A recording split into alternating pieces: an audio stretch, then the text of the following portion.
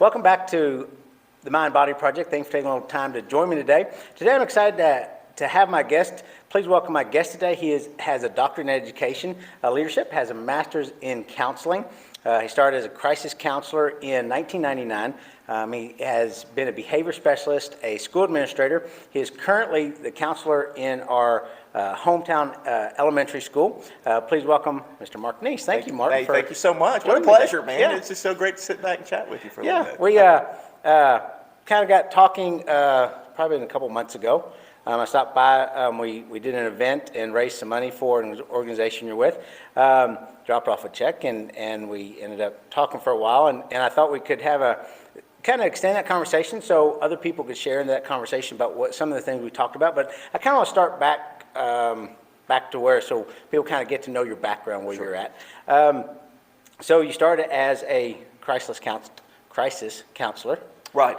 And I had a major at Washita Baptist in psychology, and then looked at law school or seminary, and actually came to Texas to go to Southwestern Seminary.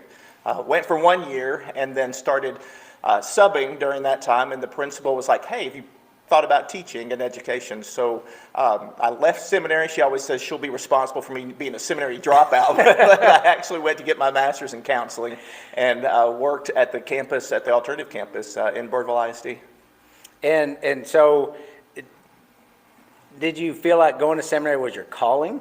Or and that's what. Yes, I felt God moving me in this direction, and friends were like, "Oh, I thought you were going to be a youth minister." I'm like, "Well, there's 2,500 students where I'm working right now, and so that's ministry in itself." I've spent my first summer after college as a youth minister, and then came to Southwestern, and just transferred that to a counseling type, and have worked with families, and felt that's really God's called me to work with families and students, and still doing that after this time. It's pretty awesome. I love it. We're going to talk a little bit about John Maxwell. When you're saying that reminded me. I know John Maxwell talks about what's he say? He wasn't necessarily a counselor. He didn't like fixing people's problems. I think he has said. I don't remember exactly how it is, but that's a part of ministry. He didn't really care for it, like in marriage and things like that. So I think it's interesting. So I do think that we can minister in different ways. That does not necessarily have to be in the church. And like you said, you have an opportunity to visit with kids a lot. And then you were a behavior specialist. Right. So I started as a crisis counselor, and then have been an administrator, behavior specialist, and then kind of moved to Decatur to be the assistant principal there, and then moved to be the principal at the high school. And then after 3 years, felt, okay, that's enough. It was an exhausting time, but I really like working specifically as a counselor. I mean, I just think that's where I feel my fit is specifically, and being able to focus on those things instead of all the details of the day-to-day runnings of the operation, just focusing on working with students and families all the time. And that tends to be my fit, it seems, in this world. And what makes it different? Do you prefer working with the elementary students versus maybe older junior high? I've always been secondary. Always secondary before I came here. My wife actually was an elementary counselor, and so her last job was elementary counselor at Bowie, was her last position, and so I talked to her about it, and she said, I think you'd really love it, and I found out that I do, and so that helped me, as far as my doctorate, as far as starting a mentor program and really like focusing.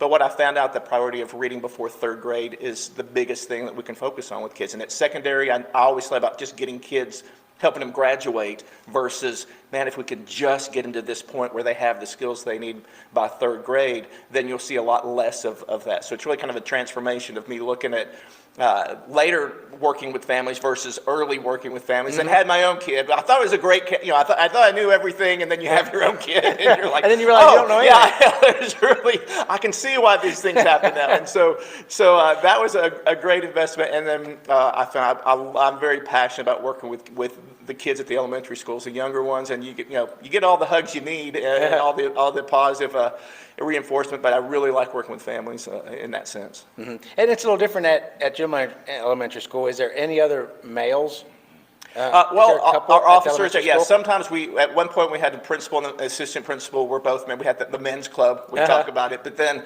and that's a key thing while we have watchdog dads there. It's like the influence of a guy. If a child doesn't have a dad in the house, then they'll go till 7, 8, 9, 10 years old without really having that influence. And so I think it's critical.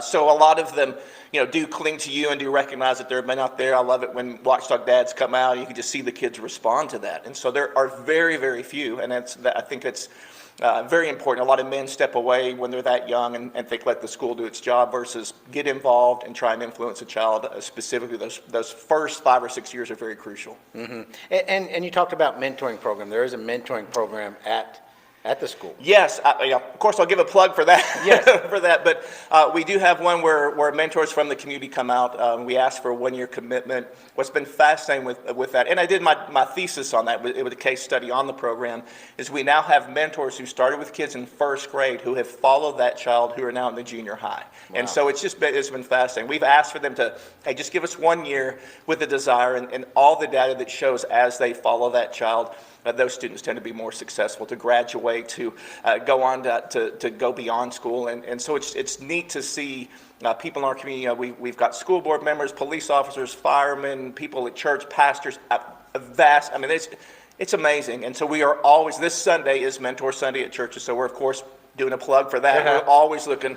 There are kids who just need somebody on their side. And so I just hope that we can get people to be a part of that. And so, and those mentors following them through junior high, and you're talking about studies that increase their rates of graduation and those things. And we're not talking about hours and hours a week. It's 1 hour a week. And just so 1 hour a week can make a difference. Absolutely. For those kids. Absolutely. And we see, I always use one of my favorite things because we had the firemen who have come out, and they often get called away. And so our kids were on a color system, and if they're on green, that means they've been doing really well. And the firemen came, and they were called away, and the kid looked at me and came up and goes, "Man, Mr. Neese," he goes, "I've been green all week for nothing." And so what we found was that mentor was the crucial point of that child behaving and doing the things they needed to do. So it makes a major difference in the lives of kids. And I think as adults sometimes we underestimate that, and I think we take that for granted, that those kids, some kids in our school systems don't get the attention that they need.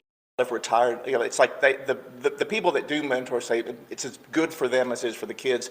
But a lot of times we think, hey, they're retired, it's 1 hour a week, but it just really manifests into a massive amount of assistance for a kid. And just having someone on your side, and they look forward, they'll tell me every day, my mentor's coming today, and it really is just at that age, just a great thing to have them come out. Mm-hmm. And talking about their behavior and how they do, I kind of want to touch on, when you and I visited, we talked about you, both of us are a John Maxwell coach. You have Which is fascinating. I didn't know you were doing it. It's like, oh my gosh, you said we were both went at the same time. Yeah, that was awesome. And we were there, and we didn't know it, but you've kind of dived in and gotten into it a little bit more than I have, and you've done the DISC program, and kind of explain what that is, because you explained that to me when we visited last time, and I just thought it was very fascinating. How when people understand that, maybe they can understand their partner, right. They can understand their family, they can understand their coworkers, they can understand some different things about them. Yeah, as a behavior specialist, if you're familiar with all the different things, there's so many forms out there. We do a lot of things with conscious discipline. There's Boys Town. There's Myers-Briggs. There's Gallup Strength Finders. There's all these things that kind of share, finding out about who you are. Maxwell, his big thing is know yourself to grow yourself. When I looked at the DISC program, and it's just an assessment that gives you about 35 pages of your strengths, of things to look at. What I loved about it was it was user-friendly. Mm-hmm. I'm like, I understand this. My wife and I are both counselors, but as we both took the results and my son looked at it, it helps you understand the thought process. It talks about, hey, we're all different with behavior, but we're consistent with typical patterns that we have. And so what has been helpful for me is to recognize how to respond to the Okay, there's the D personality is a really strong personality, and the S, there are certain ones that respond by certain things. My I personality is basically the extrovert, and And what's funny, you go through it and it's like, that is me, because it talks about not very detailed, takes on a lot of things, but a lot of them aren't done yet. And as my wife and son are looking at it, they're like, oh my gosh, that is you. And so we're relating each other. But then it comes and says, hey, these are the things you can do to help you develop into, to get things done, and to look at how to work with other people. And the best part about it, I like, is it talks about, hey, my biggest fear is like being rejected. And so when we work with a kid and you see an I kid, encouragement is big for them. So we find as we encourage them more, they respond more. And so as you know yourself, and you know how to respond to other people. But I also say, hey, unless you may want to use it if you really want to upset your spouse and know how to push the buttons, that comes with it as well. So there's a big responsibility with knowing who you are, but also very, very relatable to say, hey, these are the things, these are the statements to use. There's a student report for teachers that say, hey, try these statements when you're working with them. Like a very strong-willed child, don't tell them more than once, don't try to reason with them. Just say, this is the rule, this is what you need to do. Others will just like, the C's will, you tell them one time and they'll almost, oh, yes, ma'am, they're very compliant. Not every child is, and we often think, well, we're going to teach them the same way, just like as we learn. Behaviors are that same as well. It's like I can consistently say a phrase or something that may respond, another one may respond in a different way. It is, of all the systems I've learned, this one is the most valuable in the sense of how user-friendly it is. With spouses, they have a special married assessment where you do with couples and work with them. With families, they consult with even families that go on vacations that say things have been horrible. Some of the top businesses use DISC. I've got people I work with for multiple companies that they use the DISC assessment. They can use it to say, hey, we want to hire a person like this. I mean, it's just amazing how you can know and understand people a lot better with it.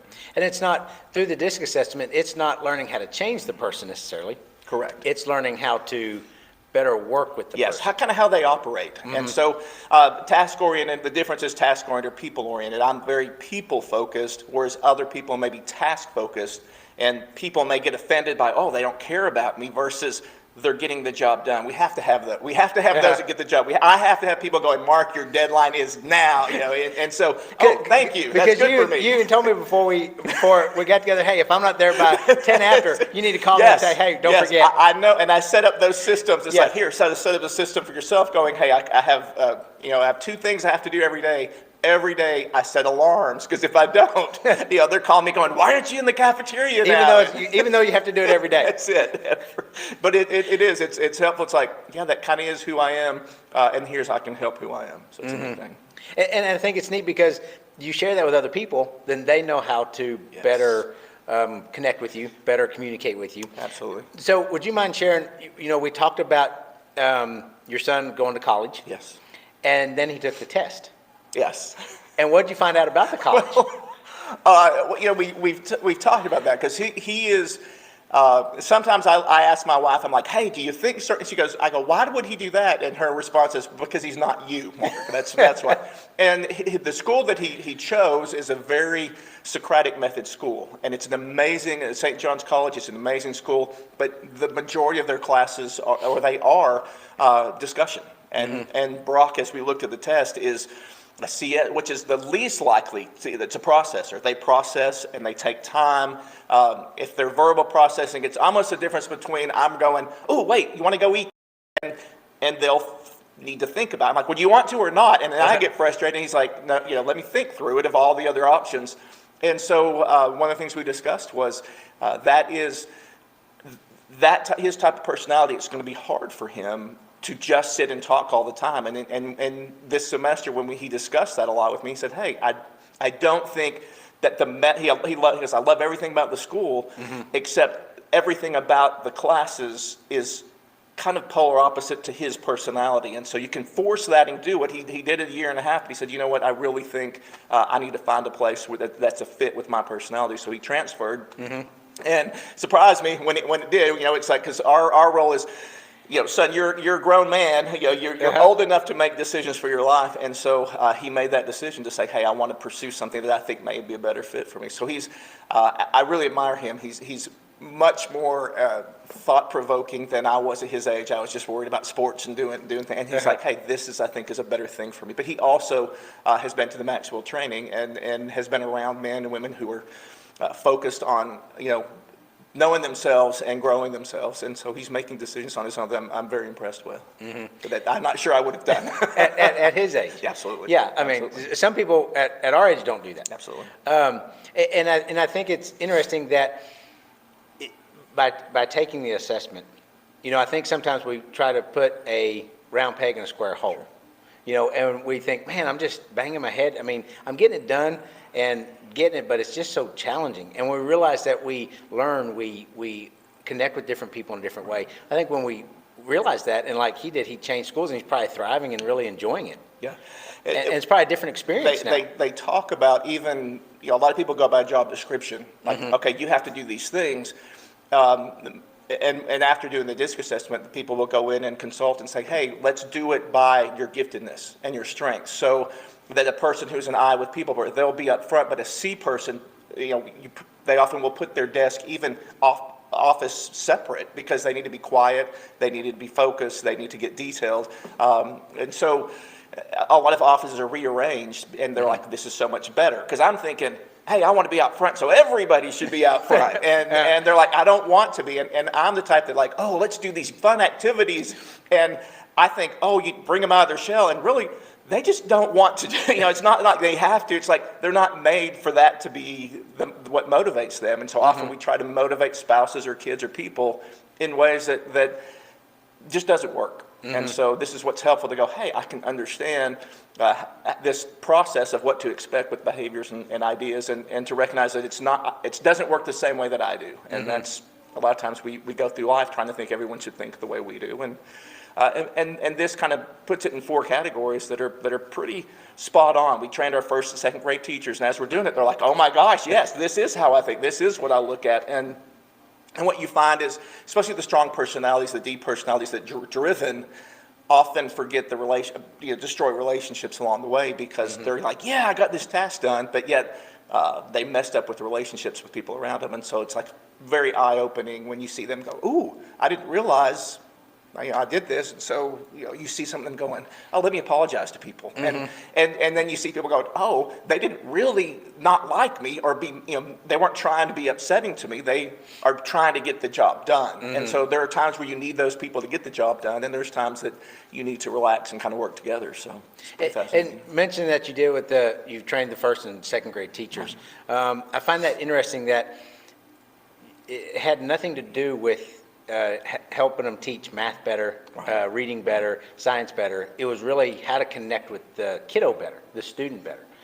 Because when they learn how to do that, then they can learn how to teach them. That's it. And Maxwell's new book is everyone communicates but few connect. And really, that's what the DISC assessment is. It's about connecting with people around you in a way that formulates relationships and helps people grow. And that's what's encouraging about it, to see growth all the way around, not just, oh, now I know how to manipulate others, but it's like, oh, I understand the way that they may be looking at this, and that we can look at things differently. What I found is my wife and my son, the things that irritate them are like, people things that aren't focused, or I'm going, oh my gosh, everything about me is what really can annoy them. And so we discussed that, and so even at school, we went to a thing for we went to Parents Weekend and we went to reception. He's like, Dad, I need you to bring your eye way down. And I understood exactly what he meant, and he didn't have to go say anything.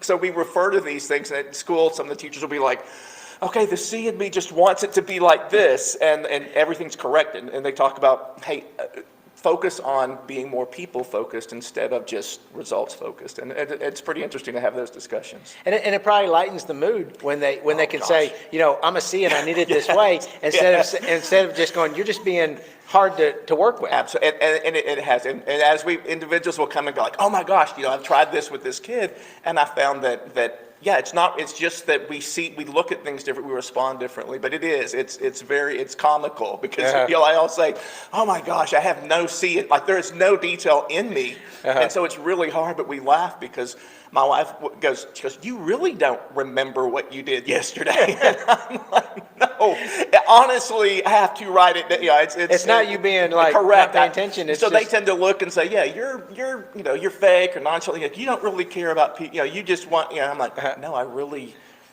I really don't. It's like, no, but it's not in me to do it. So I have certain things you learn to do versus people who can, remember every little detail. And those are the ones, though, you want as your accountants. You want those checking what you do because they make sure it's right. And that's what I loved about being principal is I had people in place that would check and get me where I needed to be and do those things because you balance it and you work it out. And again, you say again and again, you're not trying to fix it. You're putting systems into place that are checks, whether it's an alarm, whether it's somebody saying, hey, don't forget. It helps my life run better.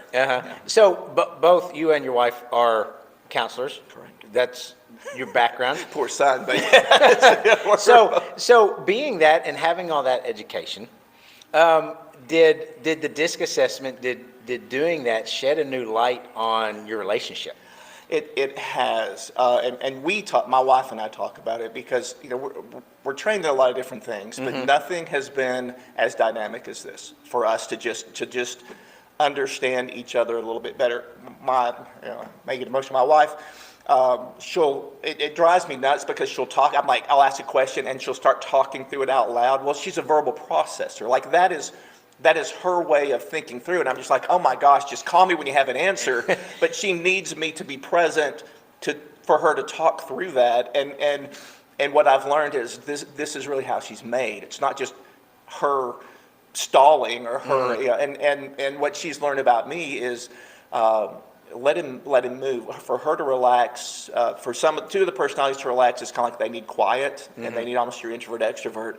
But for me to relax, it's like I like getting things done or calling people or doing things. So while we're watching the movie, I'm on the phone. It's like, why are you, why can't you just relax? I'm like, I am relaxed. And so it's really, it's funny, like we thought we knew each other well through the counseling techniques we had, but this has been really, really enlightening in a good way, mostly. Yes, yeah. And I think because, all the tests that you mentioned before, all the assessments, there's some big, been around for a long time.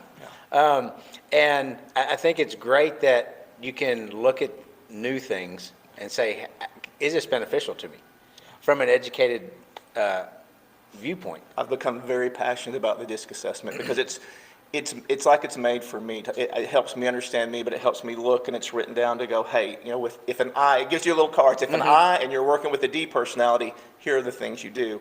And it tells a D, if you're working with an I personality, don't try and talk to them for an hour because after about 15 minutes they're looking around, but break it and chunk it. And it is, I'm like, that is helpful for me. And as I look and my wife, she goes, yeah, that is helpful for me. And so it helps me know, oh, wow, we tend to only think of what we know. And so we think, why don't you think that way? And it has been incredibly user-friendly to say, oh, this is how you work with an S personality, or this is how an I works. And so I have kind of like a guide sheet that helps me. And it tends to be pretty spot on for most people I've worked with and done the assessment with. They have a student assessment, like and which brought you the ones like a student college career assessment, and kind of gives some things on what to look for and what your personality style kind of looks for. And then there's a younger student, and then there's the regular DISC assessment. There's also an entrepreneur one. They have multiple things. People that sell things, it's very helpful for them to get to understand how people think. And it's just been a very, like, we talk about, I don't know, we talk about CrossFit. I always use that example, like everything, CrossFit. It's like, oh gosh, they're a CrossFit person. Well, I'm a DISC. I'm like, oh, this is my CrossFit, because I just talk about it all the time. So I'm sorry, I just get so excited about it, but it is really that good for me. You always say, how do you know somebody CrossFits? And I always say, they'll tell you. That's exactly right. Not to hurt any CrossFitters' feelings, but no. It's true. But you're right. It's just something that you're passionate about. Yeah. And you did the DISC assessment on me, and it was spot on. So what advice would you give to people? Because I think sometimes we interact with people without taking the time to realize how they operate, what their thought process is. But what if we are in a relationship, or have coworkers, we're family, friends, and we're not taking the DISC assessment? What are some things that in a behavior way that we can maybe understand how they operate? If the DISC kind of lays it out in a pretty unique way, but some of the just generic things that we talk about is did a consult with, they talk about one of the examples is with a family where they're on vacation and it's been frustrating. And so they have a child who's an I, and then the parents don't make these schedules.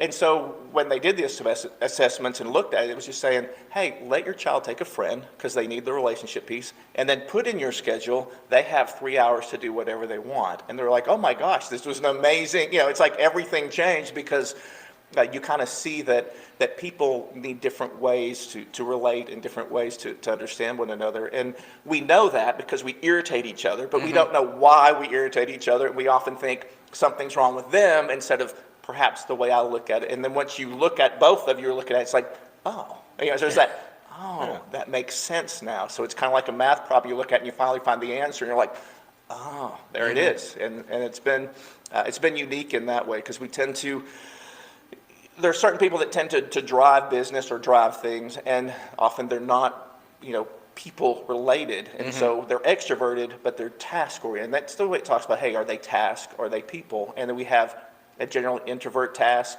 introvert person, and extrovert task, extrovert person. And those tend to operate within the realms of they're going to be a little bit different, but it's predictable. So they talk about behavior's not predictable, but it's predictably unpredictable. And so in that sense, so there are some things you can do just to work together and recognize those things. So a good point. I like where you say, so if something irritates you, then that could be a starting point to see what's the root cause of that.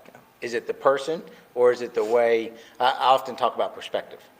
We look at two different ways, and what's irritating me is because you're not seeing it from my perspective. Right.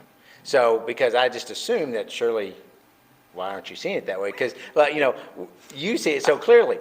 That never happens to marriage, though, right? It's so clear.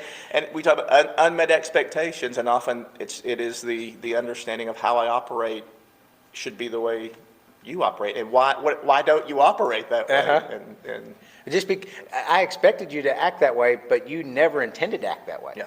And then I get upset because you didn't act that way. But that was never the intention. And we earlier you talked about like ministry. I do, faith and who God is and how he made us is valuable to me. I understand that. It's like, look, God made me a certain way to do certain things, but he didn't make everyone that way. And so when you look at that, we're like, oh, God made you this way and you can accomplish these things.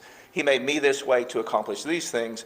And we can find value in that and find love in that instead of what's wrong with you. Yeah, because you hear that in families, and that's probably the worst thing we could say to each other. And is what's wrong with yes, it's like, well, what's wrong with you? And it's like, they're not you, And so you find like the disc, like what's right with you. It lists your power things and the things that you're made for. Because some people just don't realize that. To see in their child or their spouse, like, oh my gosh, these are the great things that God made them for, and I'm trying to force them to be who I am or who I want them to be, right? And so there's a lot of freedom in recognizing, oh, this makes sense now. This is kind of how they were created, and I look at it differently. So that's how. What age does what age does the DISC assessment start at? They have for younger kids, like 10 to 15, they have a student assessment. And what's nice about it is it gives a report to teachers, too, to say, hey, consider this phrase instead of this phrase, or instead of, hey, I appreciate the way that you care about people. And so an I kid who's the talk, instead, we always have those that are marked off, talks too much. Well, just encourage them. Just go, oh, man, I love the way you like kids. And once they get that praise, then they're kind of like, they'll do whatever you need them to do. But if you just tell them to be quiet all the time, they think that you're mad at them, and then they're like, well, they don't like me, and they shut down, and it creates more problems. So that balance of understanding. There is a great book that Deb, one of the main ladies that gives trainings, and she's amazing, wrote a book that it just gives 4 kids, and it talks about there's one's name starts with D and I and S and C, but you can kind of look at your child, and there's a kind of a quick assessment in the back, so you can kind of look and say, look, is the kid introverted or extroverted, and do they focus on people or focus on tasks? Because there are some kids that put them in charge of something. By golly, they're great all day. But if not, they're going to find something to do. And so, but you can do it really young from that perspective of just observing.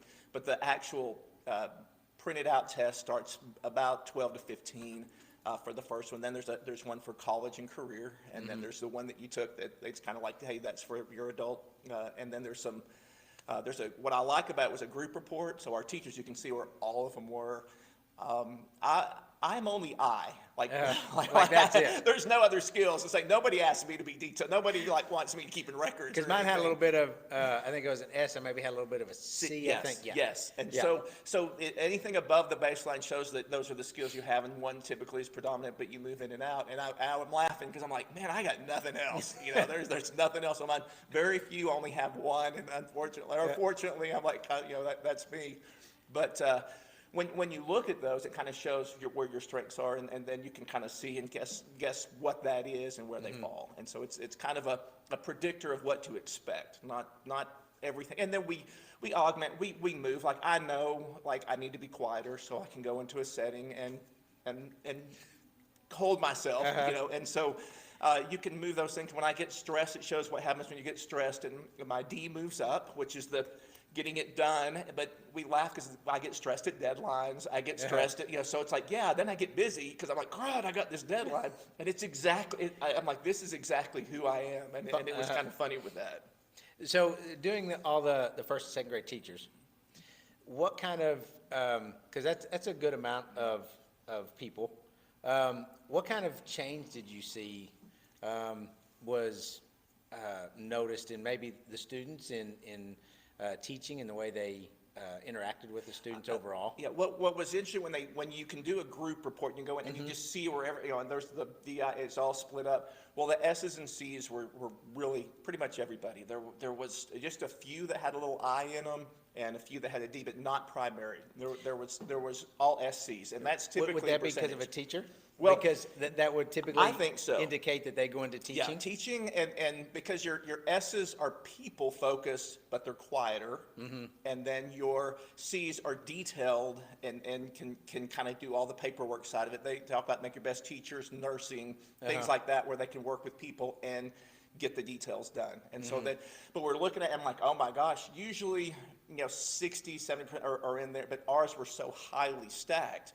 And then my thought was, the poor I kids, because they irritate the teachers just by being there, just by moving around. And it's the kids that, you look and it's like, don't touch them. You walk by and they have to, they just have to touch. They can't help it. Yes, and so it just helped a lot as we talked about. And what I love about it was sometimes people that are C's, they feel they're not the life of the party. They're not and it brings out the greatness in them. It's like, hey, these are the people that you must have. You must have them to look at the correct side of things, to get things done properly, to know that it's all filed, it's all put, it's all done, it's all formed. And I hope that what they got out of that was you saw the strengths of that. Because oftentimes they get, they're no fun, or they're not, because they talk about, I hate this, because it's comical. It's like, hey, let's go to Six Flags. So the I is like, woo, let's go to Six Flags. It's going to be fun. And then the C goes, well, it might rain, and then the weather could be, and they're not. And then the I gets frustrated because like, well, forget it. Let's don't go. And they're like, they want to go now. Yes. It's like, no, what the C is like, they're making the contingency plans to make sure that everything's prepared for that trip. And then the I's get, and when you see that, it's like, oh, thank goodness my wife has that. Thank goodness she. Because it's a balance. Yes, and so it's very like the C's often feel like, well, yeah, I'm just no. It's great. That's the way God made you to make sure that things were done properly. The difficulty is they can get so stuck in the details that they don't get out of it because it's not perfect, and they're like, hey, just enjoy the process and not the perfection. And once you have freedom for that and recognize it, it's like, oh yeah, I can enjoy that, and I can understand. I can work with the I's who are, why can't they just get it done? Because they're over there chatting and not getting the stuff done. Going, okay, God made them for that. Now let me get them back on track, and you help each other out instead of irritate each other. I think. And has the feedback from the teachers been that they've been able to have more success in the classroom? Yeah, there's several that have come individually and talked to me about kids and like, hey, I recognize here, and how do I need to work with, how I can work with this child, and particularly your, it kind of, we call them strong, your strong-willed children. Those are often your D. They're just driven to get, to do stuff. And so if they're not don't have something to do, they'll find something to do. And one of the things I like is it says, hey, tell them one time and then hit them with the consequence. And other kids, you can just kind of, it's kind of like the child, you say, don't do that. And they're like, oh, I'm sorry. That's your C's. They're compliant. They want to follow the rules. Well, I always share this. My poor son, he's like, no backstories. But, I remember being at McDonald's, and he went up to parents like, man, your kid needs to take his shoes off before he plays on the playground. And I was like, oh my gosh, but that's the rules. And so, and we talk about some people get frustrated because why aren't they just following the rules? And I'm like, rules are, it's a guideline, it's just kind of fun. So they talk about how to work with those types of kids and understand. One of the best things I had a conversation with the teacher was it transitions and why that is so hard. And so for C's, they need to complete it. If they haven't completed the assignment and they're like, I said put that away, and it is frustrating, like we need to move, come on, let's go. And they haven't had the opportunity to complete it. So there's that struggle with that personality to go, I need to finish this. Like everything in me needs this done before I move on. And I'm like, I've got 20 things going on and all of them are like 50% done, but nothing's complete. And so those kids need that. And so one of the teachers was like, I recognized my transition times, I need to give them warning, or I need to say, hey, keep that in your folder. You can come back to it, and just to recognize that you are irritating their inner core, but you make them not complete something and move on. And to me, I never thought of that as a teacher. And I'm like, oh crud, there's all these kids. And I'm like, stop, put it away. And you kind of yell at me. It's like, I told you, and it's like they just want to finish what you gave them. And so it's pretty fascinating to see those types of interactions of like, oh, I can see. It's not, they're not trying to be upsetting, or they're not, but it's like I'm actually creating that difficulty in a child. And so you can kind of work with what do I do about that, and say, okay, count down to, in 5 minutes we're going to be doing this, and in 4 minutes if you're not done, put it to the side. And then you see those are the ones that always have to go back and complete it, and they're doing it when you're trying to talk to them, and then they get in trouble because they're trying to do what they were created to do. So it's kind of fun. So it goes back to the expectation. When you understand the student or the person and their behavior and the reason for their behavior behind that, then the expectation changes. And it changes, and I think it's very, like, teachers can do that for one or two kids, or it's not something that, I can't do that for every single kid, because I'm sure in a group of students, a group of people, you're going to have similar, there might be a group of I's, a group of S's, maybe a few I's, something that the teacher can manage. I's and D's are very few percentage. Most, and that's what we talk about. Most of our kids are compliant. The S's and C's, most of them are very compliant, and it's the ones that drive them crazy that are.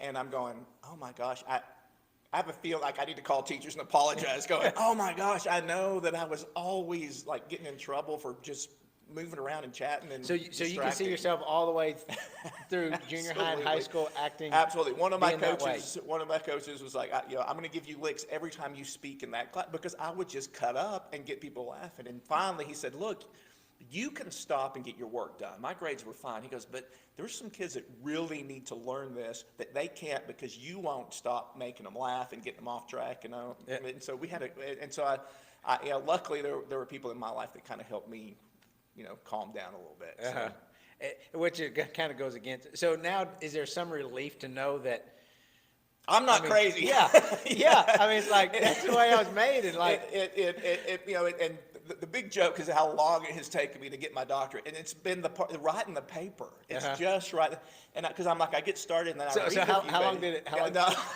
It years. Took a while. It took several years. But that's not because being lazy. It's because of. Yeah, it's the detail. It's the hard part, and so there's a great friend of mine who does who actually did the editing and everything, and she's like, look, you do one chapter.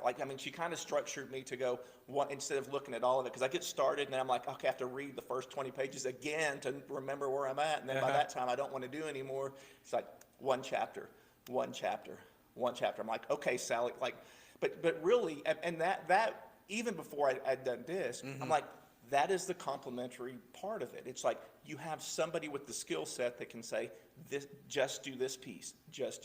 And I'm thinking, man, they've been done for 2 years, and I'm still working on it. And it was just sitting down, because I tried to do it in long sets, and it just wasn't in me. And I thought, okay, surely surely it's going to happen this time. So And it when took a you're doing while. that before the disc, are you thinking, what's up? I mean, what's going on with me? Why can't I get this? There have always been questions about what medication I might need, and I've been trying to. There's some things out there that, but yeah, it's just why can't I seem to get this done? And throughout multiple things, and it's eyes tend to. They like people that they're excited about different things, so they'll do multiple things, and then none of it really gets completed in a certain amount of time. So they talk about setting up, just having a few priorities, but setting aside a certain time, because it's like one of the things we're talking with a parent about homework. The parents will see their kids and they come home and they're like, "Here, do you do your homework right now?" I'm like, no. Like, that's driving them both crazy. Let them talk on the phone for about 30 minutes. I'm like, why would I do that? You have to earn it, versus they're created to be social. Let them be social. They've been in school all day long. You rarely, it's elementary, you're in class, but you don't really get a lot of that just social time. Let them talk on the phone for 30 minutes, then do a 30-minute thing, and kind of do it that way. Do it in increments, give them breaks, and it's like, oh my gosh, this is so much better. But it is because that child really needs the social side to get out of them, and then focus, and then social, then focus. And it's kind of the way I did with my paper. It's like, all right, let me get these hours in. But that truly is what helped me complete it, and thank goodness for for that, because it was not easy. So would that be a good recommendation to parents with kids that are doing homework and after school, is kind of see what their personality is? What, because they might not be taking a disc assessment, they might not be doing that, but I think parents can look at their kiddos, and I think sometimes we maybe our kids this maybe the way we were parented, or maybe a little bit easier because maybe it's too hard, or we do it different sometimes. But I think it's important. How's your kiddo learn? Yeah. What works best for them? Just because this is what we do doesn't mean it works. Absolutely. And we have 4 kids, and every They all do. all different. We try and put them all in that same peg. And even like in college, I would study on a stationary bike. I had to have that motion and movement. Whereas my wife needs complete silence. So we have this system. If she needs to get something done, I just need to be out of the house, because like the summer she hates it. Like, she'll come in and I've got saddles in the house. I'm like, I'm going to polish them and clean them. Well, they're there 3 weeks later. It's not done. And she's like, I never know what you're going to bring in or what you're going to do. Versus, okay, well, if she's got something set, then I know to give her quiet. It needs to be quiet. And some kids need quietness. If you have a TV going on in the other room, that's horribly distracting. And to me, it's like there's so it is. It's just kind of knowing how they operate and what they and I've never seen it so plain and simple as in this assessment. I'm very passionate about it, because so far, like you say, it's like that really is kind of how you think, and it's really exactly who I was and who I am. And so that's not saying, from a biblical standpoint, God has made us and we can make changes, but basically, I think we are each created to do certain things and to be gifted in certain ways, and knowing that it's not the same, and that it's okay to do one, have one. You don't have to do the same thing for every child that you have, and that's hard, because then somebody else may get upset. Well, how come I didn't get to? Well, because this is what this one needs. So, and that's what we always tell our kids, is that we may give you different things, but we give you what you need. Yeah. Whatever you need at the time is what we give as parents. So you have a clients that you go through the DISC assessment with. They've done the DISC assessments, the D, the I, the S, the C. Now what do you do with them? Well, it depends on what they want. Like they're like, I'm kind of moving to where I do some coaching and stuff as well. And so I have one who actually, she changed jobs because of the assessment. Yeah, she had an eye, and she's like, she completely changed companies because she was a bit frustrated. And there's one an ISC who comes across as a false D, because they're always getting stuff done, but they're highly, they're able to work with people and details and everything else. But one that I worked with in Fort Worth was, I said, look, you probably have people coming to you because you can work with people. You probably have people coming to you because you can do detail. And she goes, I almost quit this week because everybody I was staying late and everybody else was leaving because I was doing their stuff. And so it really, as you see, it brings out, hey, this really kind of is who you are and what you need to look for and how you need to work. And the one who was an I completely changed jobs, loves the job that she has because she's working with people more than she's working with paperwork. And it's hard to find that kind of job. Even education used to be more people, and I find more and more paperwork, which is more and more frustrating for my personality. And so, but it depends, what people want from that. Some just want the information to go, but others want the consulting or the coaching to go, okay, so how would you, recommend we as a couple proceed and recognize this? Because I think sometimes it's kind of like, you know fitness, and if I come up to you and I don't know what I need to do, and so I trust you to go, it's kind of like, hey, I've done behavioral for 20-something years with families and kids and have seen a million different things tried, and so it's kind of helpful to go, hey, as a family, what do we need to do to, there's one couple I'm working with that weren't sure that they're about their marriage, and so when we did this, they're like, oh my gosh, this helps us understand that, they were irritating each other so much that they're like, okay, this makes sense. Like, I reckon, like, that wasn't intentional. And I think sometimes we pick up and think things are intentional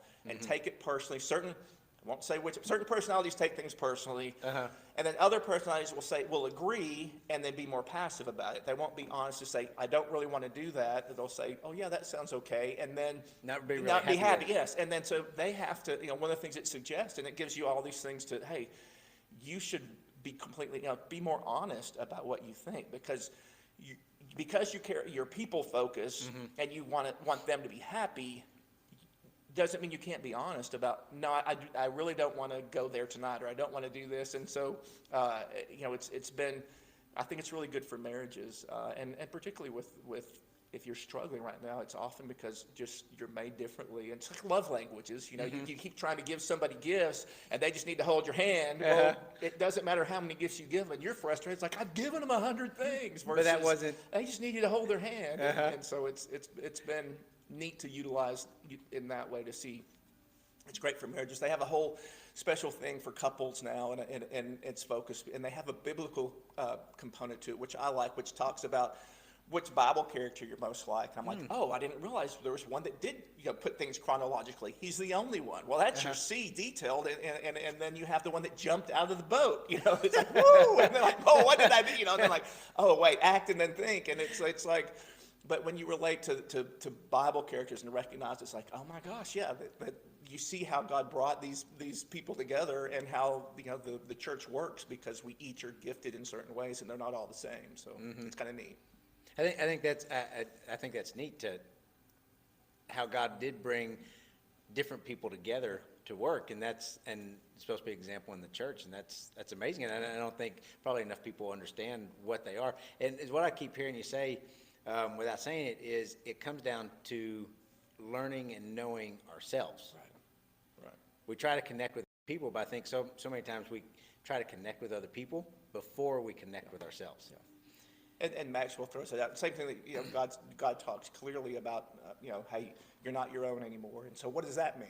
It's like, well, if I'm not me, then who am I? And my opportunity of knowing who God how He works in me, and the whole I am that I am is like, He works in my life different than He may work in yours, but that to fulfill the fact that we all work together. And you see that in the church where, some of your personalities are like, oh my gosh, if we have to do 20 more minutes of worship, it's like, that's useless to me. However, your eyes are like, it's like, hey, that is their. That's giving them juice. Yes, that is filling them up. And so when you look at that, and I've talked with different people in ministry, and they're like, when they explain it to the congregation, going, hey, use that time then, if it's to be praying for the ones that's how God is working in their lives. So and so it's like, oh yeah, I don't have to be upset with the fact that that's not the way how I work. But then when he gets into the sermon and the details and everything, and I'm like, oh my gosh, I don't want to know the Greek word for that, and it's fascinating.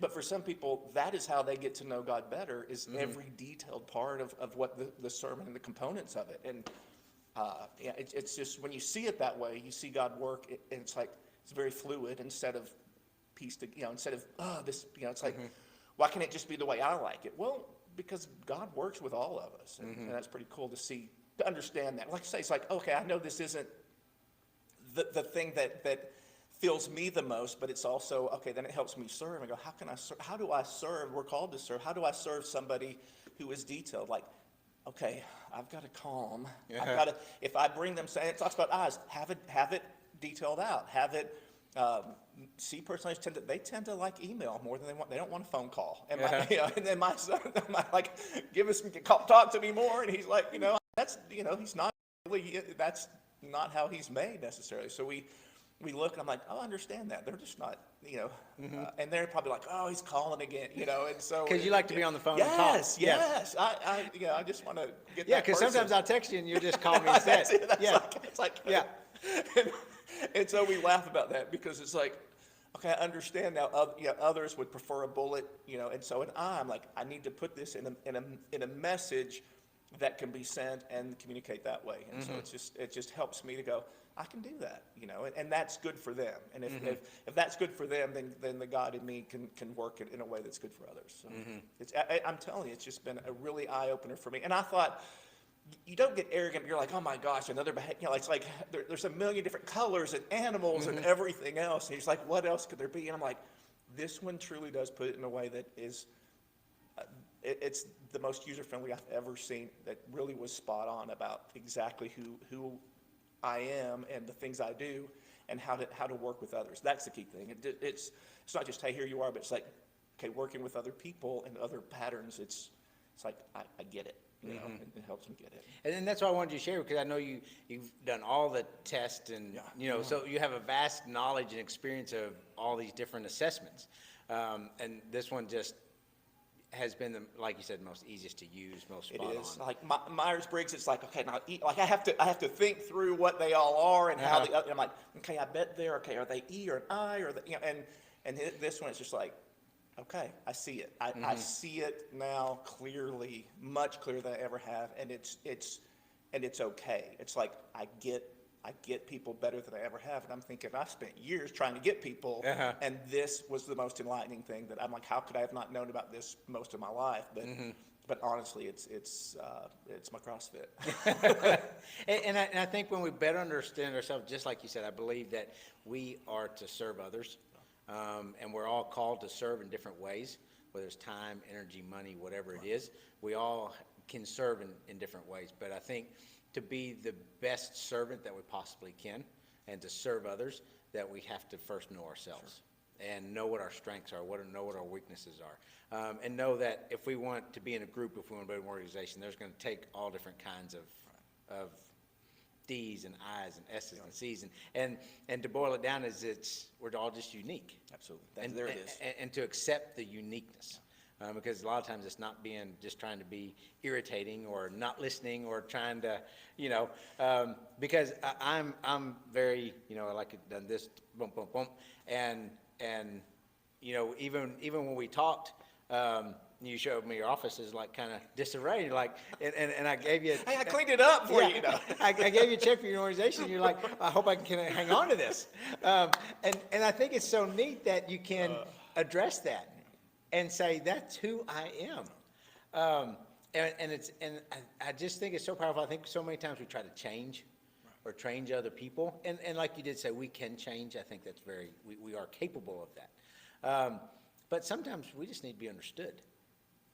And especially when it comes to kids and students, that we understand them. And I think it starts in our home first. I would love for all of my kids to take that. I think it's so valuable. My kids are in their 20s. Just like Brock took it. I mean, it changed the school he went to. And I think it'd be so valuable. You and I were talking before we started that it would be nice to know that then. Right, yeah. Oh, gosh. Could you imagine? I would have, I think, loved myself more in a sense of understanding that. And one of the key things that I'm doing this neuro encoding thing too, which is just fascinating. And Brock and I both signed, we're signed up, and it's fascinating to see it from his perspective and to see things from mine. So neuro coding is? Yeah, and so it is a program that basically talks about how your body responds to stimuli. And so one of the key things that one of the videos says that really sticks with me is like, hey, when we compare ourselves, but we compare ourselves for progress. What we tend to do is if we compare ourselves to someone else for progress, and I look at you and be like, dang, you're fit and you can lift and you. And then I get frustrated versus, hey, I compare to myself for progress. I'm doing more than I did yesterday, but then we compare ourselves to others for possibilities. So it just changes. It's a complete, it just focuses on how positivity, in a sense of, it's self-talk. It goes really about self-talk and how our body responds to that. It's like the endorphins of playing a game and winning something versus, hey, I'm getting better. And so when I get better, that encourages me to get better. And so, but when I compare myself to somebody for progress and say, well, I'm not where they are, I get frustrated. But if I compare them to possibilities and go, well, if they can do it, I can do it. And it just really enhances when we look at, especially kids reading. I've really been looking at this with kids reading because it's a frustrating time because you see, Billy over there is reading 20 on level G and I'm on level, and some get really frustrated. But then what we say is like, hey, look, where were you yesterday? Because when I can't read, well, wait a minute, can you read this word? Yeah. Well, can you read? So you can read? Well, yeah, I can. Well, how many words do you think you can read? Well, how many do you think you'll know tomorrow? And you just build on that success. And instead of, in a world where you look on YouTube and Facebook and everything else to perfection, it just builds upon success for yourself. And then you look to others for like, hey, man, that's a nice house. Instead of, it's like, well, that means it's possible if I desire that. But you see their relationship, so it's really just constantly giving you those endorphins and feelings of positivity, or you can operate on the negative side as well. So when you look at it, you see people being very defeated by what they can't do instead of. And one of the things the main guy talks about is like, hey, if you're afraid of dogs, then we're guess what's going to be in my office next time you walk in? But it's like, hey, you're 50 feet away from it now. Where do you think you'll be tomorrow? Well, I can take one step instead of just expecting everything to be, and looking at, golly, I can't lift those, 200 pounds. I can't bench press 200 pounds, give up.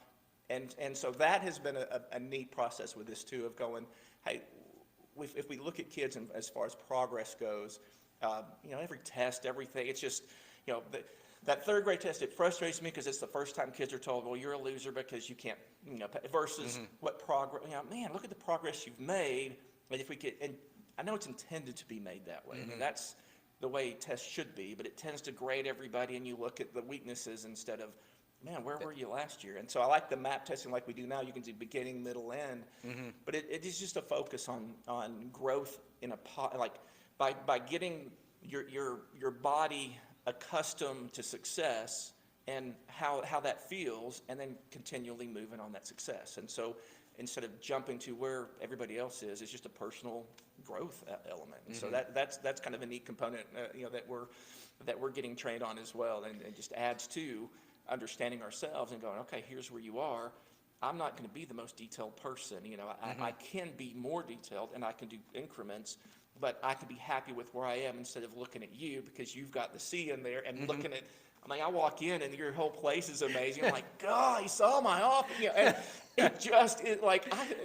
it's why should I get frustrated where I'm not gifted? I can do things to change it, but I also can focus on my strengths. We often, just focus on where we lack instead of, man, God made me for certain things and made you for certain things. And as long as we pursue those things, I think that we've hit exactly what we're called to do. And so until you're saying that there's a physical change, yes, based on whether you look at it as I'm comparing myself to you at the current spot, or I'm looking at where you're at and say that's my possibility. Yes. So that will change your. And we talk about the chemicals in the brain and the things that work, and how your body and your spine, every piece about the physical side of things. It's just it's like a runner's high, and when I can work with those things, those physiological changes of success, an incremental change instead of comparing to something that's I'm not at yet, but it is. It's your body gets used to programming itself to move in successful motion. And so as long as you learn that and train that and teach that, you maintain it. And then you just keep getting progressively more successful in the sense of whatever your definition of success is, but just growth. We just talk about you grow more than when you compare and go like, you see kids like, I can't read, so then they won't read, versus how many words did you read yesterday? These 5. How many can you read now? 7. Man, that is, and when it focuses on celebrate, it focuses on patting yourself on the back because you did better than you did yesterday. And so that is in itself, creates chemicals in your brain. They're like, okay, I can do this, instead of the shutdown, of I'll never be able to, well, don't compare yourself to where someone else, but where you were yesterday. And you see kids like, okay, well, hey, how many words you know that? Yeah, way to go. So it's not, you're not on level 8 yet. It's you're better than you were yesterday. And so I think when we learn that, I mean, it's hard to compare with Facebook. We didn't have that. And so our kids now look at perfection because, how many pictures do they take before they post that one? And that's hard. I think it's hard for kids to compare. Brock talks about like everybody has a phone, so they record your failures instead of your successes, and go, man, this is my success, and then somebody critiques it, and instead of so that what that does to our kids' brains versus focusing on and our brain. As men, we. What do we compare? Our house, our wives, our cars, and our money, and instead of going, where's God called me to be, and where am I from where I was yesterday, instead of how am I comparing to you? Because I will compare my failures to your successes, and I'll look at what and why do we do that? And so if we can rewire our brains in a sense to focus on our progress, then we'll be in a better position. And then when we do that, we create physiological success. Yes, and that brings on more because your brain's going, I like this, I want this, and then okay, well I want, and so you see that growth and that hope in a sense of how we're called to offer hope to people. It's like, hey, when we can build that in ourselves, then we don't have that comparison model that the world tends to throw at us to say you should look like this, be like this, and act like this. So it's a pretty cool thing. And I was thinking about that just today. I was watching the TV out in the gym and saw the newscaster on there. She was her makeup was flawless and all that. And I thought, and that is what women may compare themselves to, of that flawless makeup, perfect. But she had a team that worked on her for 30 minutes beforehand that we don't have. And I refer, talking about what am I better today than yesterday? I call that stay in your lane. Because your lane, the other lane next to you may be going faster, may be going slower, and it may turn a left when you're going a right down the road and you don't know that. But I love that and I always, the Bible verse keeps coming to my mind over and over. As a man thinketh, so is he. And I just think that is so powerful that when we think that comes out in our physical being. And I love how you say, look at what is possible. Compare that possibility. And then when we do that, can I do a little better today? And it doesn't require much. It doesn't require, can I make one better food choice? Can I lift a little bit heavier weight? Can I do one more smile? And that starts to create that. Build. Yeah. And those things, we talk about why are games so addicting? Well, because you get the prize and you want to keep going to get the next prize, and it is. We can do that in our own lives by how we think, and that's a lot of people don't consider that because we tend to compare like, well, they got it better. Like, why can't we compare? And and I talked to my wife. I said, we are what we have. 90% of the world would love to have our, that junky car of mine that's still like we keep running and it's got 200 something, and it's like, but yet we compare to, hey dude, look at their, and that student drives a better car than me. It's not okay. So Kim and I might have had that conversation not too long ago. That kid's driving a nicer truck. It took me 30 years to get that kind of truck. Absolutely. The dorms at school, I'm like, their dorms are better than my first house. And it's like, okay, hold on, this is, but it is, it's a power of positivity. A lot of people say, and a lot of people may scoff at that and think, oh, that's ridiculous. But yet the chemicals that it produces in your brain are just like those that, when it's why Facebook would get liked. When you get likes, it's why it's what, those things happen. It's the same thing. But your self-talk is I think the biggest thing of who we are, knowing who we are first. And I'll say, truest thing about who we are is who God says we are. Like, so that way, and once you kind of focus on those things and remind yourself, that's powerful. That's very powerful. Well, thank you, Mark. I appreciate you joining me I today. This is great. I still sweat. I'm like, Yeah, because we're going to I be on watch camera. kids. I've watched your family. I'm like, okay, I gotta look at some of these and make sure that I'm like, there's pressure. But it's been a conversation that's been joyful. I mean, I appreciate Well, it very thank much. you. And so because people may want to do the DISC assessment, they might want to have some consulting, have some coaching, Sure. have some, Sure.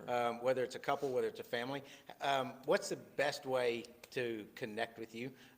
Is it email? Can I put email in the show notes? Absolutely, yeah, absolutely. Okay. I've got my personal email and a cell number as well, if that. But yes, that'd be great. And there's the assessment sends a code. There's a code, and you take it, and then there's like a 35-page report that you see that really is some very insightful information. But it not only talks about how you are, but how to work with others that are not like you. And then I like the power disc. That's one of my favorite things, because what's funny is what I see when you look at the power disc, most people look at where they're not strong. And I don't know why it's that natural thing to compare. And it's like, hold on, drop those. Look at where your strengths are and how can you add value. And, Maxwell talks adding value.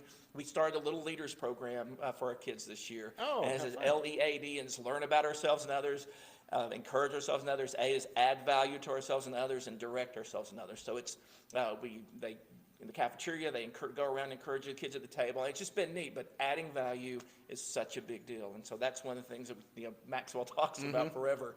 But that's basically what it does. It's just a matter of hey, let's find a way we can add value and make a difference. And this helps me add value, the assessment to people in a way that I never really could before, because I wasn't quite aware of what adding value was for them, whether they were, their greatest fear. It talks about what their greatest fears are and what your greatest, way to compliment is. And so, but you can put that in there. I'd be glad to talk to them. But there's an assessment that prints that out. And so you get sent a code, you take it, I get the assessment, I review it and look at specific things to discuss. And then depending on what it is that people want, that usually I recommend, let's look at it.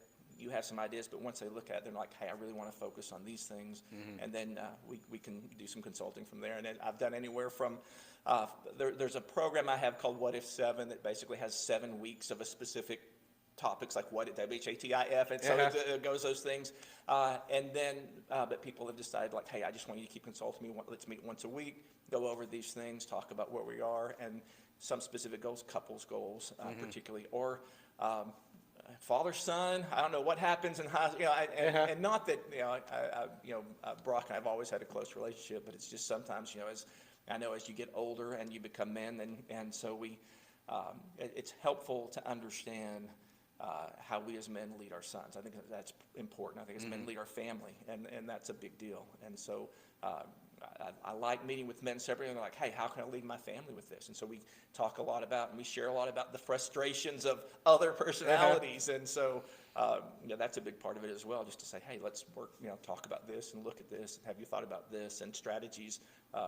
For years, I've been able to work with families and they have try this strategy, or or activities are important too. Like the things that you do with your kid. Brock, I want so much Brock to ride horses with me. I get one Father's Day is my gift, a horseback ride, and so if I was to force him to say that's what we need to do together, well, I can look and go, well, what do you think he would like to do based upon this? And so really that's helped form great relationships. Going, oh, there are a lot of neat things I can do, but now I know my son better, or my child better, or my wife better. What they enjoy. And that's it. And what they would find as a fulfilling activity versus the I activity, which sees, I'm like, oh, they really don't want to do that. I'm thinking, oh, they're just shy. No, they're not. They just don't want it. They just not you. And so I've learned to calm. And the assessment, I took the assessment, and if you have anxiety testing, I took it and I was like, oh, that's it. I thought I did it wrong at first, but I mean, because sometimes it varies, right? Correct. Depending on how you answer it. But I mean, I was like, oh my gosh, did I do it wrong? But it was spot on. And that's when you got it back to me, I was like, whoa. And people take it like, I don't know how to answer it. I could be this. It was like fill it like click here. I mean, it wasn't. You have to. Yeah.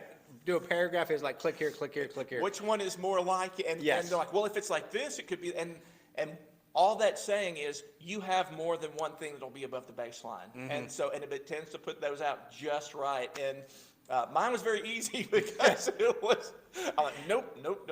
Yeah. But it is. And that struggle is part of what's revealed, of why then it makes sense. Like, oh, I see why I struggle with this, because an SC, they have people, they're people focused and detail and task focused.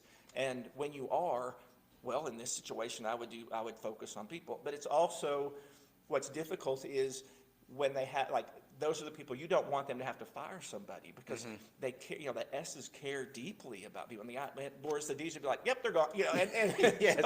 so and See you later. not because, but it's because the job needs to get done. And so you talk about what, in a company, who you hire and who you ask to do certain things, they naturally will have that gift to be able to do those things. So yeah, it's pretty, it's scary how real it, I'm like, it's like they read my mind when I took it. I'm like, and most people, I haven't had anyone say, and I know they're out there. We've had a few that like they felt it was different. But everybody that I've given the test to, has probably been about 40 people now. This is exactly how I think, and this is exactly how I respond and how I react to situations. And I'm like, it's kind of but it's also been like, oh, I understand better how you react, and when you walk into my office, you don't have to go, oh my gosh, what I know what's in my pile over here, and I know what's so that's kind of how it works, but it's very telling. Yes, so it was spot on for me. So I appreciate you taking a little time to share that with us today, and about behavior, and about how successes can be physiological. And I mean, I think that's great, by the way we think. So I just enjoyed our time together today, and I appreciate you. Appreciate you, Brian, very much. Spend a little time, and we'll put your email in the show notes so people can connect with you to do the assessment. If you want to think differently, if you want to connect with people differently, I highly recommend that get a hold of Mark and connect with him and find out how we can just be better people. Absolutely. And we can add value to others when we first add value to ourselves. So thank you, Mark. Crucial. Yeah, thank you. I appreciate it. Appreciate it. Thank you. So thank you, everybody, for stopping by and joining me today. Hey, as I tell Kim every night before I go to bed, it's bottom of the ninth, AA, out.